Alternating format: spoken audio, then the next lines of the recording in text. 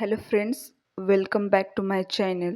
आज आपण घरच्या घरी पिझ्झा कसा बनवायचा आहे ह्याची रेसिपी पाहणार आहोत. त्यासाठी लागणारे साहित्य आहे पिझ्झा बेस. हा पिझ्झा बेस आपल्याला बेकरीमध्ये मिळून जाईल. नंतर आपल्याला मोझरेला चीज लागणार आहे. हे 200 ग्रॅमचं पॅकेट आहे, पण आपल्याला एक पिझ्झा बनवण्यासाठी एवढ्याची काही आवश्यकता नाही. आपल्याला छोटं पॅकेट आणलं तरी चालेल. आणि हे मोझरेला चीज डीप फ्रीजरमध्ये स्टोअर करणे आवश्यक आहे. पिझ्झा स्पायसी होण्यासाठी पिझ्झा सॉस देखील लागणार आहे. नेक्स्ट आपल्याला मेयोनीज देखील लागणार आहे. मेयोनीजमुळे आपला पिझ्झा एकदम टेस्टी बनणार आहे. ह्याचं देखील आपल्याला छोटं पाउच आणलं तरी चालेल. नेक्स्ट आहे चिली फ्लेक्स. चिली फ्लेक्स देखील आपल्याला लागणार आहे. त्यामुळे पिझ्झा आपला एकदम स्पायसी होणार आहे. नेक्स्ट आपल्याला बारीक चिरलेला कांदा, टोमॅटो आणि ढोबळी मिरची देखील लागणार आहे.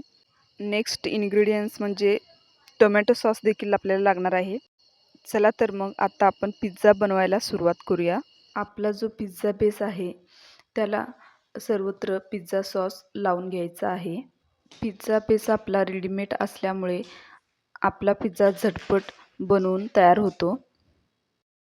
पिझ्झा सॉस आपल्याला पिझ्झा बेसवर सर्वत्र लावून घ्यायचा आहे व्यवस्थित. पिझ्झा सॉस लावून झाल्यानंतर नेक्स्ट आहे आपल्याला मेयोनीज देखील आपल्याला अशाच प्रकारे लावून घ्यायचं आहे. व्यवस्थित लावून घ्यायचे आहे सर्वत्र. पहा, अशा प्रकारे आपल्याला मेयोनीज पूर्ण बेसला लावून घ्यायचे आहे. रेडीमेड पिझ्झा बेसपासून पिझ्झा बनवणे एकदम सोपे आहे. अशा प्रकारचा पिझ्झा कोणीही सहज बनवू शकेल. त्यानंतर नेक्स्ट आहे टोमॅटो केचपसुद्धा सर्वत्र पसरून घ्यायचे आहे.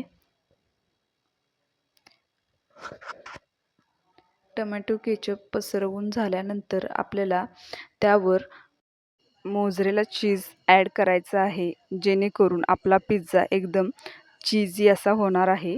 त्यामुळे आपण ह्याच्या सर्वत्र मोझरेला चीज टाकून घ्यायचे आहे. त्यानंतर आपल्याला जो आपण बारीक चिरलेला कांदा, टोमॅटो आणि ढोबळी मिरची आहे ते देखील आपल्याला ह्याच्यावर ॲड करायचं आहे. पहा, अशा प्रकारे आपल्याला ते टाकून घ्यायचं आहे, जेणेकरून आपला पिझ्झा एकदम टेस्टी होणार आहे.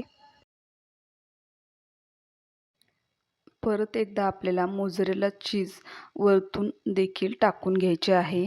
त्यामुळे आपला पिझ्झा हा एकदम चीजी असा होणार आहे. आपण हा पिझ्झा ओव्हनमध्ये बनवणार नसून हा आपण कढईमध्ये बनवणार आहोत. त्यामुळे 5 ते 10 मिनटं कढई प्रीहीट करून घ्यायची आहे. मगच आपला पिझ्झा बेस त्या कढईमध्ये ठेवून द्यायचा आहे. आपल्या पिझ्झा बेसवर सर्व व्हेजिटेबल्स कांदा, टोमॅटो, ढोबळी मिरची हे सर्व ॲड करून झाल्यानंतर शेवटी मोझरेला चीज देखील ॲड करायचं आहे.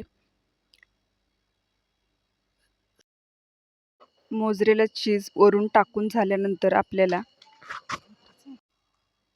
चिली फ्लेक्स देखील थोडंसं टाकून घ्यायचं आहे. पहा, अशा प्रकारे आपल्याला चिली फ्लेक्स देखील ॲड करून घ्यायचे आहेत. आत्ता आपले सर्व इन्ग्रेडियंट्स पिझ्झा बेसवर ॲड करून झालेले आहेत. तर आपल्याला आता हा पिझ्झा बेस बेक करून घ्यायचा आहे. हा पिझ्झा आपल्याला कढईमध्ये बनवायचा आहे.